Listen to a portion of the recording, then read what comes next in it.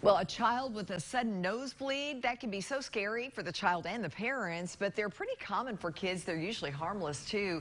Most of us think we know how to stop a nosebleed, but we may be wrong. One of the most used techniques to stop one can cause more harm than good. With us now from Children's Hospital to explain is Dr. Redman, who is the ER director. It's good to see you. Thanks for having me. Let's start with what not to do, since so many people make this mistake. Usually the first thing that people have always heard is to tilt your head back and to hold your nose. And in reality, especially with the younger kids, that can sometimes lead to kind of bleeding down the back and then can actually cause more distress. So usually what you want to do is have them kind of lean forward.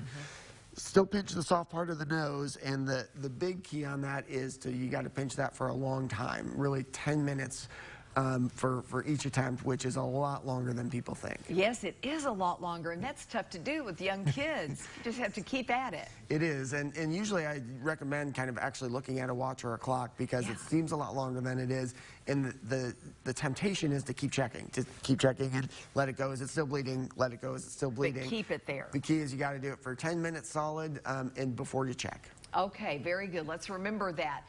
Should a parent worry if the child has chronic nosebleeds, if this happens a lot? Yeah, there are certainly other things that we think about with kids who have chronic nosebleeds or recurrent nosebleeds. Now, most of those things are just due to kind of local vessels that are fragile in that area, and oftentimes our ENT specialists can kind of help with that sort of thing.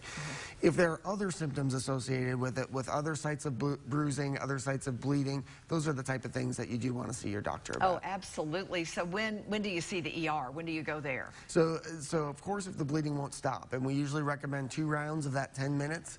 If the bleeding won't stop after that point, then sometimes we need to do additional things as far as packing and looking a little bit deeper. Yeah, looking deeper. So what can these be a sign of if it's something that happens quite a bit? So there can be problems with your clotting mechanism, so you can have problems with your platelets or the way that your blood forms clots. Again, most of the time that's not the issue. Most of the time it's just a local vessel issue in your nose. But those are the things you got to think about if these are frequent and recurrent. You know, one last question. Sometimes there could be quite a bit of blood.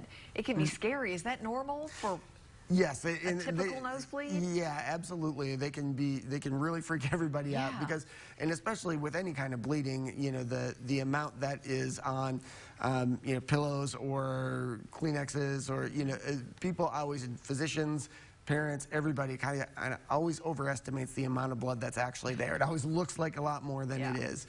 So that you do want to give it some time to try and get better on its own. But again, if you're doing 2 rounds of the 10 minutes and it's not getting better, then that's the time to get seen. Come see you. Yeah. All right, doctor, thank you so much. And if you have a question about your child's health you'd like for us to get answered for you, email me at ltucker@wate.com, and then tune in right here every Thursday at 4 to see if we answer your question on the air. Bo?